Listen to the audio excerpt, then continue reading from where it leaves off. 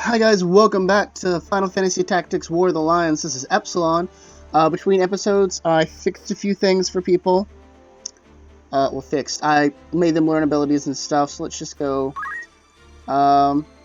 He learned Salve, and I optimized his equipment. I gave him Argath's Longsword and Argath's Battle Boot. No, he had those Battle Boots. I got Murin a new Broadsword. I don't think any of these learned a new ability. Q got a Mithril Knife and Battle Boots. Since he's currently my main healer, although that's not going to be his ultimate job. Since he's currently my main healer, I give him the Battle Boots because it increases movement, so he can get to places he needs to go faster to heal people. This is a main I didn't do anything with.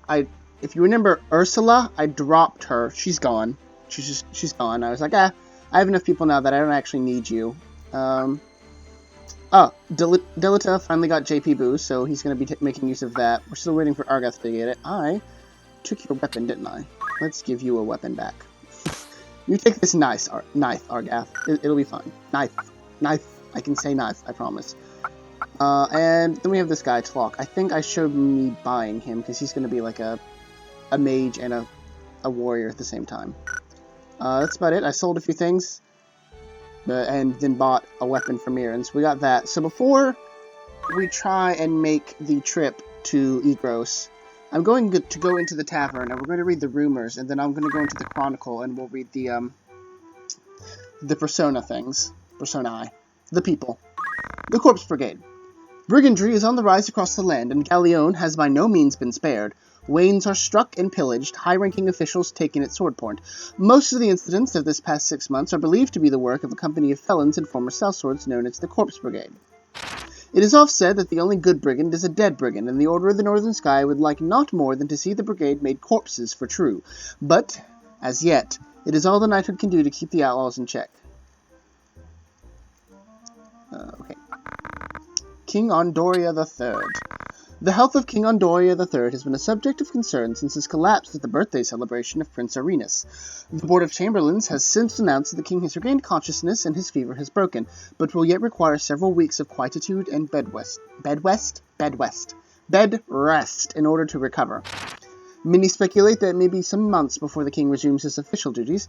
However, King Luveria and her retainers have long been in charge of most affairs of state, and thus few problems are anticipated during the king's absence. The 50 Years' War. The half-century of conflict between Ivalice and Ordalia is known today as the 50 Years' War. The beginning of the 50 Years' War can be traced to the death of Ordalia's King Devane III and his failure to name a successor. His cousin, Viroy VI, was next in line for the throne. However, King Dinamda. I'm going to go with Dinamda. King Demanda II of Ivalice, the uncle of Devane III, proclaimed himself the rightful heir and declared war on Ordalia. However, this was merely a pretense to justify the invasion of the neighboring Ordalian province of Zelmonia. Once an independent state, it had been annexed by Ordalia nearly a century prior. Ivalice had since been aiding the province in an effort to weaken Ordalia, an effort that ultimately failed. Tired of Ordalian rule, the Zelmonian leadership and nobility secretly petitioned Ivalice to take a more direct hand in their liberation. After a victory in Zelmonia, the Ivalician armies marched on the Ordalian capital of Viura. As fate would have it, Dinamda II succumbed to fatal illness on the road. The momentary confusion among Ivalice's troops gave Ordalia the opportunity it needed to regroup, and Viroy VI succeeded in pushing the Ivalicians back as far as Zelmonia. The resulting impasse would not be broken until the Romandan army's invasion nearly 2 years hence. Romanda? What was Romanda? Romanda, a powerful military state lying across the Rana Strait, marched on Ivalice at the behest of Viroy VI, a blood relation of the Romandan nobility. However, Demanda II's successor, Demanda III, was a fearless warrior, personally leading his men into battle against the combined might of Romanda and Ordalia. This, along with an outbreak of the Black Death in Romanda, forced the Romandan army to withdraw after only 3 years. The two military orders worthy of particular mention in this conflict are the Order of the Northern Sky, led by Knight Gallant Barbaneth Beowulf, Brahms' father, and that of the Southern Sky, led by Sidolphus Orlando, known also as the Thunder God. After countless victories at home, these two orders had been poised to advance into Ordalia. However, the protracted conflict had begun to take its toll on domestic morale. Peasant uprisings and revolts throughout Ivalice and Ordalia forced both countries to send their troops home to pacify their own citizens, resulting in another stalemate. It was demanded for sudden death by malady that broke the stalemate, although some claim he was murdered.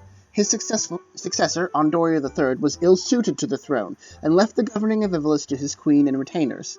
Without Demandor IV's leadership, the armies of Ivalice had little prayer preventing Viroy VI's successor, Prince Leonard, I presume the first, from defeating the troops stationed in Zelmonia and advancing into Ivalice proper.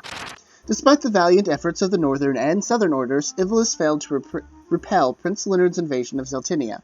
Ivalice's leaders soon began looking for a peaceful alternative.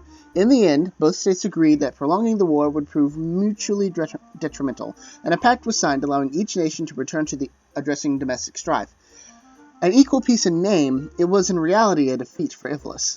The economy of Ivalice was brought to the very brink of ruin as it struggled to pay reparations to its former enemies, and to repay the loans taken from neighboring states to fund its war efforts. Soldiers returning from the front found themselves without pay, and entire orders of knights were summarily discharged from service. The swelling ranks of the unemployed did little to relieve the people's distrust of the crown and nobility. So basically, Ivalice... Okay, so there's 4 countries in this story. Ordalia, Zamonia, Romanda, and Ivalice.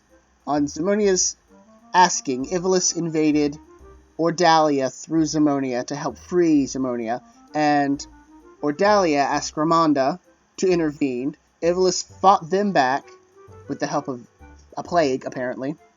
And then stalemate, and then Warrior King dies, and without a good leader, because Andoria III is apparently awful, Ordalia is able to push into Zamonia and into Ivalice, and then they strike a peace accord that is supposed to be equal, that actually is, like, really awful for Ivalice. It has, like, hints of World War I in it, with Ivalice being Germany. It's not a good sign. It's not a good sign. Anyways, let's go into the Chronicle, and look at the Personae. Personae. Ramza Beowulf, age currently 16.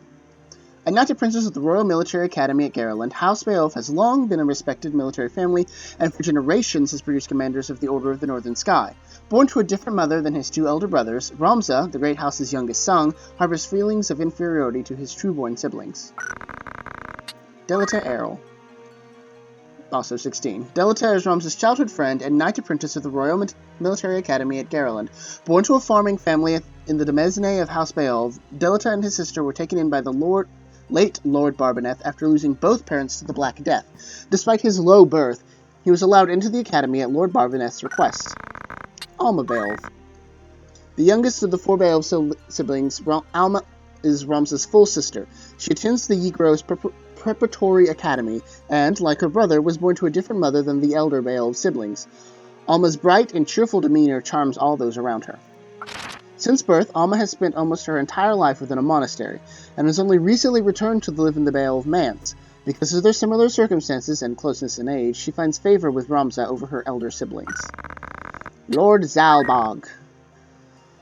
It's 28, huh? Lord Commander of the Order of the Northern Sky and holder of the title Knight Devout, Zalbog is the second eldest of the Beowulf brothers. His countless victories in the 50 Years' War led to the late King Demandor IV to declare that the savior of Ivalice is in Galeon, and his name is Beowulf. Zalbog is also a devout member of the Church of Galabados. Lord Dystarg. 37. Dystarg is the eldest Beowulf brother, and a military tactician in the service of Duke Larg, liege lord of Galeon. In accordance with the wishes of his late father, Lord Barbaneth, Dystarg ceded the position of commander of the Order of the Northern Sky to his brother, Zalbog. Instead, he became a strategist for Duke Larg, a friend of Dystarg since childhood. Dystarg is Duke Larg's most trusted retainer. In addition to being a master tactician, he has also said he's an expert swordsman well-versed in the ways of magic. Duke Larg. Liege Lord of Galeon and true-born brother of Queen Luveria, wife of King Andoria III. House Larg is a branch of the unpronounceable middle name there. Akashka? I think it's supposed to be Akashka. I'm going to go with Akashka, but I think that's wrong. House Larg is a branch of the Akashka royal family and can trace its roots to King Damada II, the monarch responsible for the 50 Years' War. Duke Larg served as a general in that conflict and today possesses command authority over the Order of the Northern Sky. Duke Goltana. 56. The ruler of Zelthinia, Duke Goltana, like Duke Larg, is descended from the line of King Damada II, the monarch responsible for the 50 Years' War. His standard is the Black Lion, one head of the royal family's twin-headed lion crest. He served as a general in the 50 Years' War and now controls the Order of the Southern Sky, one of the great knightly orders of Ivalice. Prince Orinus. Age 1. The third son born to King Andori III and Queen Leveria, as their first two children died shortly after birth. Prince Orinus is heir to the throne of Ivalice. Few among the citizenry retain faith in their current king, who rarely participates in matters of government, citing ill health. Most realize that the regent who governs in his place has the true power. That regent is currently... can we see her? Is she the next one? Yeah. That regent is currently Queen Leveria. She's 27. Wife of Queen Andori III of Ivalice and true-born sister to Duke Larg, Leveria became queen at 20 years of age and gave birth to 3 sons. Her first 2 children died shortly after birth, leaving the infant Prince Orinus as the only heir to the throne. The king's ill health has left him distant from affairs of government, making the queen the de facto ruler of Ivalice. Andoria III. He's 35. Really? He's like dying of illness at 35?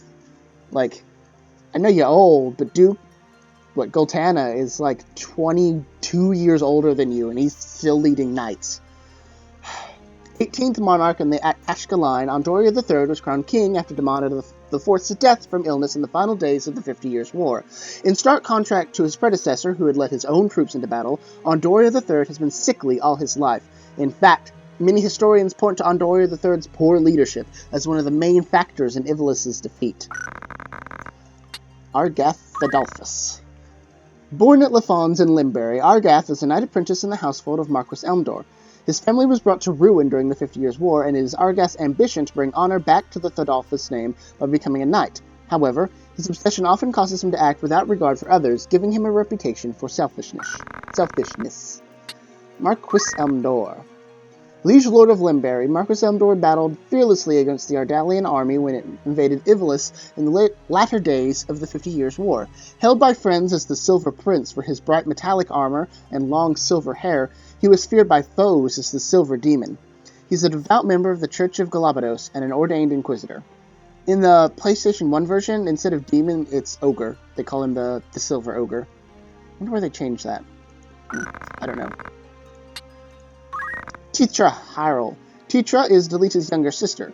Both are children of a simple farmer who lived and worked on land owned by House Beolve. Lord Barbaneth Beolve assumed custody of both Titra and Delita soon after their parents were taken by the Black Death. Titra secretly worries about her brother, who has been sent to the academy. She is a dear friend of Alma Beolve. Lord Barbaneth. Former Lord Commander of the Order of the Northern Sky, Lord Barbaneth was hailed as Knight Gallant, the highest rank in all of knighthood. His countless victories helped to compensate for Ivalice's inferior numbers in the 50 Years' War. Fear of this lord convinced Odalia to agree to an equal peace, although Ivalice had in fact lost. He died of malady at war's end, which was a year ago. Arzalam Dalai. A modern-day scholar of medieval Ivalician history, Arzalam is also well known as an archaeologist and theologian, and many recall the controversy sparked by his interpretation of the Darai Papers. He has penned such classic works as the enigmatic War of the Lions, the True Saint Ajora, and the Darai Papers, 400 Years of Truth. The conceit of the game, actually, is that we are living the Darai Papers as Arzalam goes through them, so that he can uncover the truth of what actually happened during the War of the Lions. No, I don't need to read you again. Thank you. How much time we got left? Okay, so the way that this is going to work, I'll show you every single story battle without fail, as well as the extra side mission battles that are going to come up. Like, everything that has any relation to the plot, even remotely, I will show. And I'll a random encounter from each area if I happen to get into one there. But only the first one.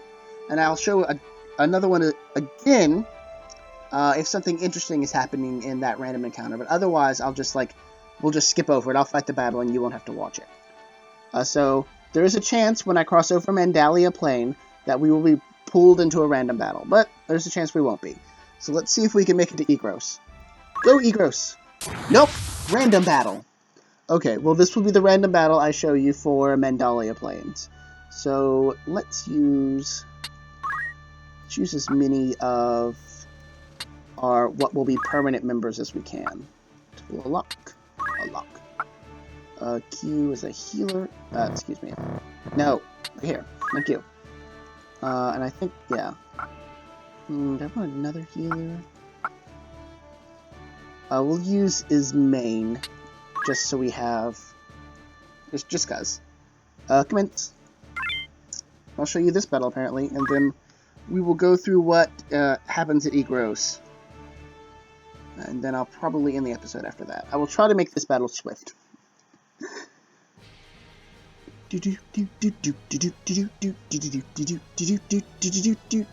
Defeat all enemies. I find it suspicious that goblin over there is, like, way over there. I love chocobos. We're going to be getting a chocobo on our team. One automatically joins you. Well, assuming he survives the battle in which he's in, as part of the story. I don't want to give too much away, but I love chocobos. I love chocobos. They're not the best fighters, but they're just so cute. And you can ride them. You can have a unit mount them and ride them. And you will be using the chocobo's movement. Oh, sir, that probably hurt. Let's go over here and deal with this group of people. I'll let them slowly drag their way to us. Stone, please? Hit him. Hit him hard. Oh, you missed. Go, Mirren. Even once she has unlocked archers and stuff, I'm not going to change their classes until the shops open up with the items that we'll need to actually change them. Like, it's a little bit into the story before you can start buying, like, knight's armor and bows and stuff, which is really annoying, because you'll actually unlock those classes fairly swiftly. I could actually envision Ramza after this battle having unlocked knights and archers. So, yeah. Can you throw a rock at anyone? How about you?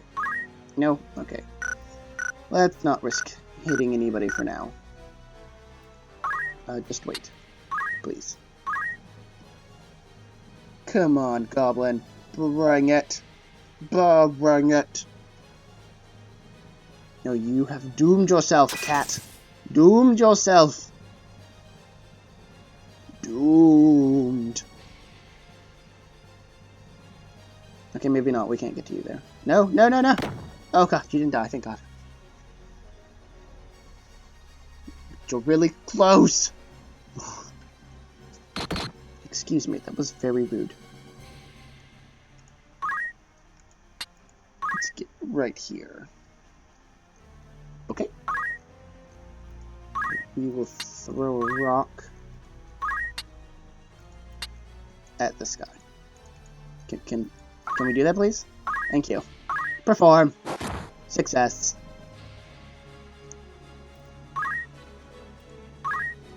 We'll do the same thing to the chocobo with Ismain.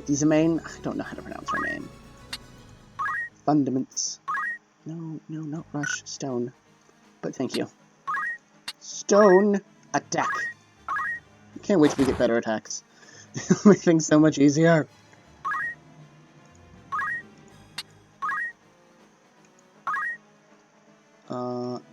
You can drop a potion on Sir Tlok.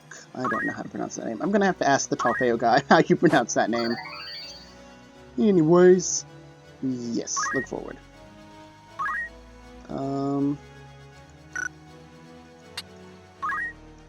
Attack the cat.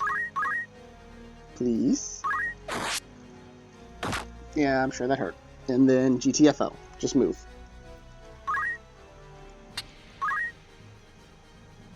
Yep, that's fine. It's face that way. And I'm not sure, but Ramza might be able to kill it.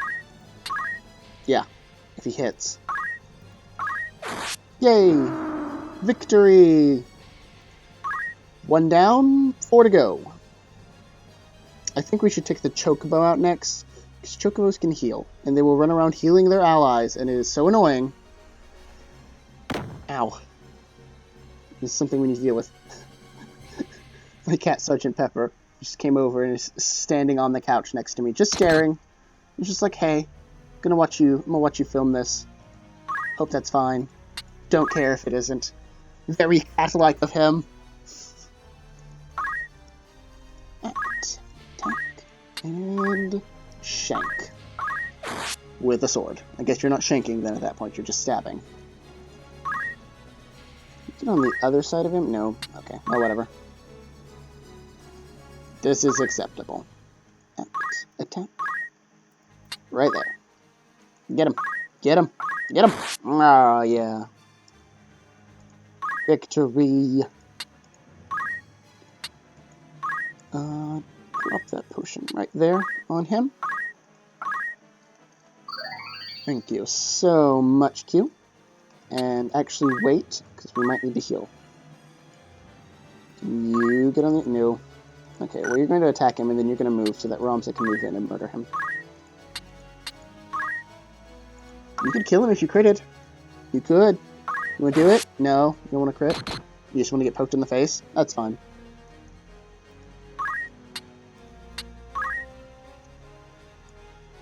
Yes. Yes. And killing the Chocobo. As long as you focus fire, it goes down to... These monsters go down pretty fast. The most dangerous opponents actually aren't monsters. Like, most of the monsters in the game have like 2, 3, maybe 4 abilities, and that's it. That's all they have. They can't really do anything else. That's why it's possible to get them on your side, but usually, actually, that's considered a terrible idea. Because they're always weak. Like, I like the Chocobos, but that's because they're Chocobos, not because they're particularly useful. And we're only going to have 2. 1. We're going to have 1. Yeah, we're going to have 1. He'll give birth to other ones. I say he because it's a he, because monsters are... Well, he's not a he. I don't really know how he gives birth. He is a he, but he's definitely giving birth. So, we're just not going to question it. It's video game logic. But the extra ones, if we have them, will actually probably, if I don't just release them, will be poached. We'll bring them into battle with us and murder them. Because we're nice like that. Okay. Yeah. So, we will also be getting a dragon on our side, but she's special. She has... she's not a normal dragon. Oh, well. Critted, but didn't do extra damage, somehow. Somehow. Just stab him. So yeah.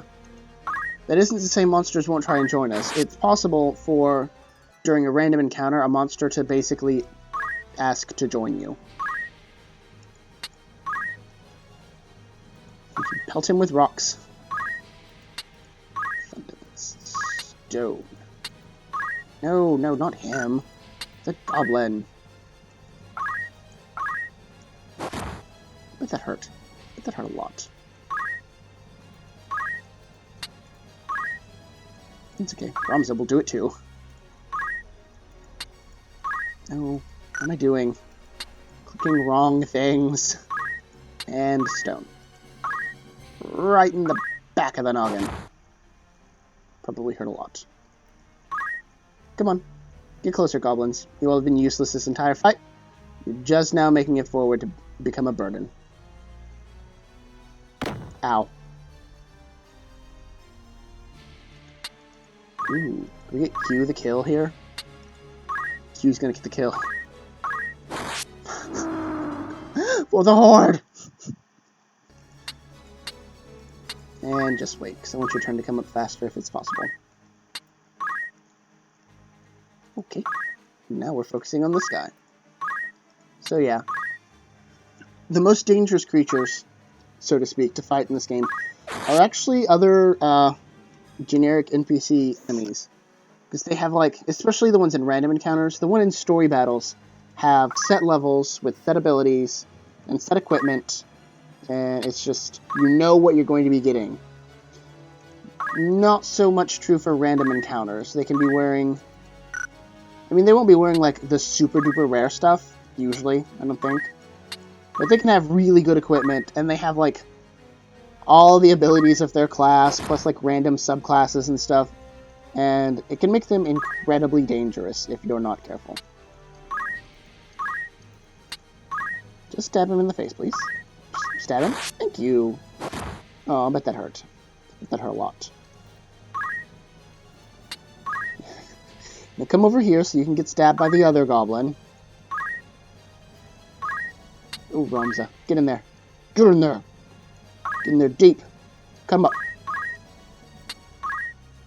Yes, just murder him, please.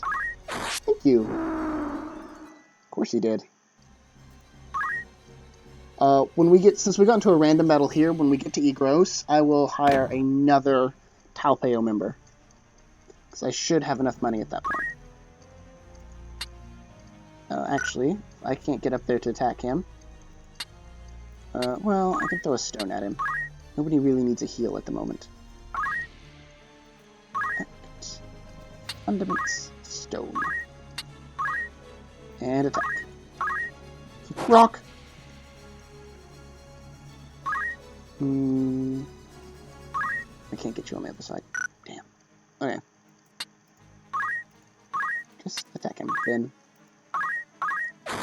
Do what you can as long as you can. You go, Mirren, you gain that level. Don't you dare die. Hello, is main. I guess you're going to be throwing a rock then. So exciting for you, I know. Stone, throw. Done. Just like that. And wait.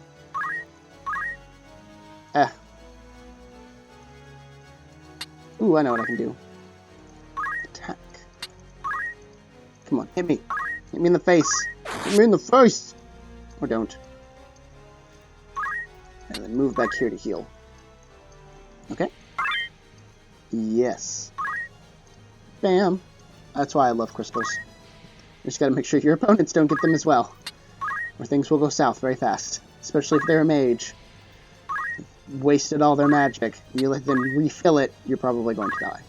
So magic in this game is really powerful. And we won. I'm not actually going to be heading back to Garland. If I were playing the game myself, I would do that basically to gear people up more, and basically try and push through Mandalia until we make it through without getting into a battle. But since we have places to go and videos to make, we're just going to head straight to Igros, and we will do our shopping there. Okay. Just move right along, straight into Igros. I don't think a battle is going to happen here. Lord Dastarg Beowulf. I don't remember what voice I gave him. Because he was just in Barbineth's death scene. He's smart. He's not old. He's like mid-30s, so he's a tactician. I hear you were decorated for your first victory, Ramza. They sing your praise from on high. You do honor to our name, my brother, and to me. I'm glad. Well, Ramza, such deep acceptance. Oh, you would not seem it. I am... Forgive me, your words do far more honor than I have done you. No doubt word has already reached you, but the Marquis de Limberry's carriage was waylaid and the Marquis taken. What have you of mind to do? I've already asked Zalbog to dispatch a squad in pursuit. These brigands must eventually come forth to demand ransom, that is, assuming the Marquis still lives. I beg you, Lord Beowulf, lend me 100 men that I might hunt the whoresuns down. Awkward silence. Please, my lord, grant me means to avenge my fallen friends. Mayhap your ears fail you. I said that a squad is to be dispatched. You are not a man of Galeon. Leave her affairs to those of us who are. But, my lord, do not assume to beg favors of me. Let me remind you, Argath, lest you forget your place. You are but another sword, not yet even knighted. Awkwarder silence. The two of you will remain here at Egros and serve among the castle guard. You needn't worry, danger is not like to visit these walls.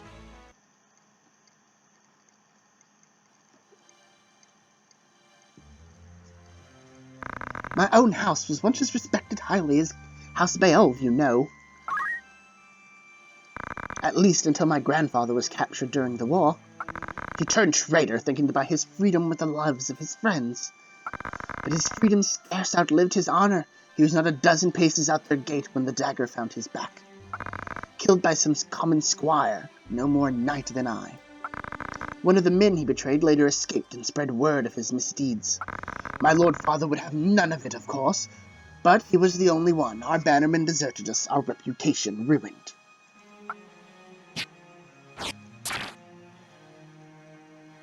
I suppose I had best remember my place. Your lord brother had no reason to lend ears to pleas from the likes of me.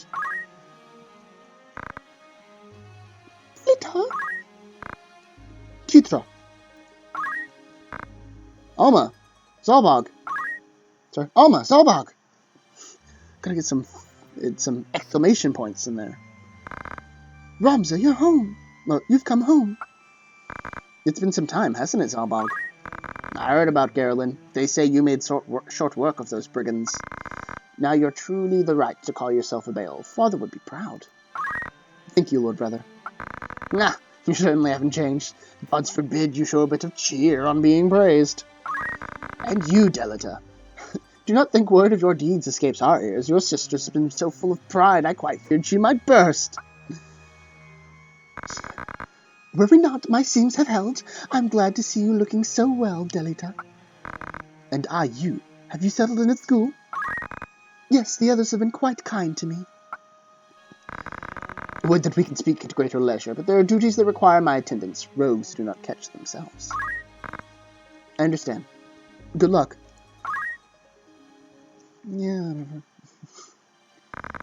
We received a note of ransom from the corpse brigade. What?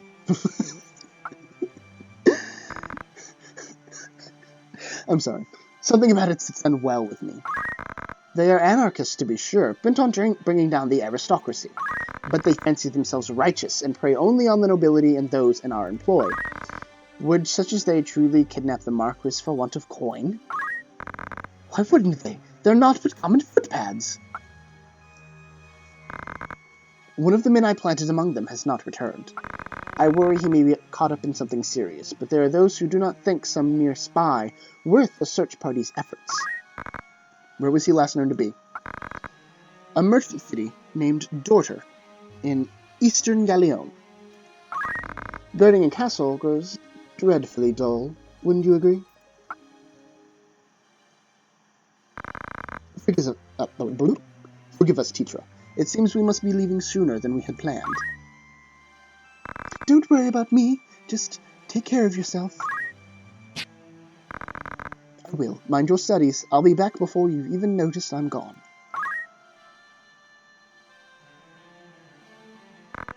Let's be on our way. Titra puts on a brave face, but the truth is not as honeyed as her words. What do you mean?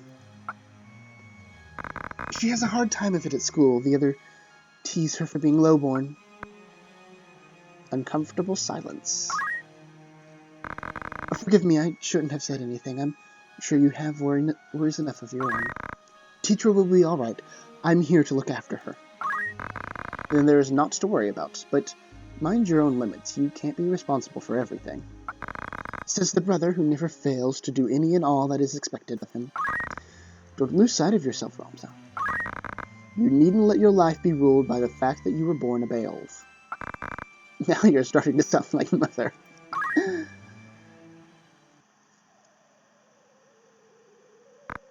Ramsa.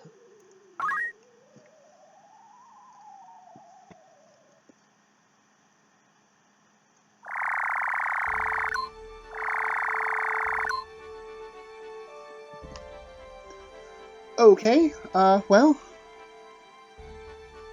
I'm coming up. I don't want to keep making hour-long videos, so we're coming up on like 30 or so minutes now. We will make the next member of Talpeo, and then I will end the episode. So let me get my notes back out here.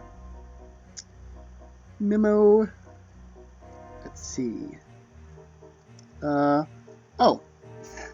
So this guy wanted to name Bard Geomancer, so he's gonna be a mage. So we need someone with good MP. Okay. So when I asked for their names and characters and classes, this guy actually originally wanted to be called Niv Mizzet, but I was a little worried about copyright laws, because which is the coast is litigious. Litigious. I don't know if the right word is. So I had to ask him to pick a different name. So instead, he I don't know if he chose this. Maybe it was chosen for him. I feel it was chosen for him, but we're going with it because I like it. Oh my god, no, stop. King Spes Tuba. And the name makes a little more sense when you know that he plans on being a bard / geomancer. So I think the geomancer is actually a warrior class, but they're kind of magical. His main class is bard, which means he has to become a mage. He has to complete the entire mage tree, which means he's probably going to be shooting through it to get up to bard. You don't have to reach level 9 in every single mage class. Just, like 3 or 4 in quite a few of them. Much obliged. No. Okay. Okay, so we have our next member of Talpeo in the group. And I guess I will end it here. Leave a comment, subscribe. Whole thing you hear at the end of a YouTube video. I'd be super duper duper grateful. And I will see you guys next time. Okay, bye.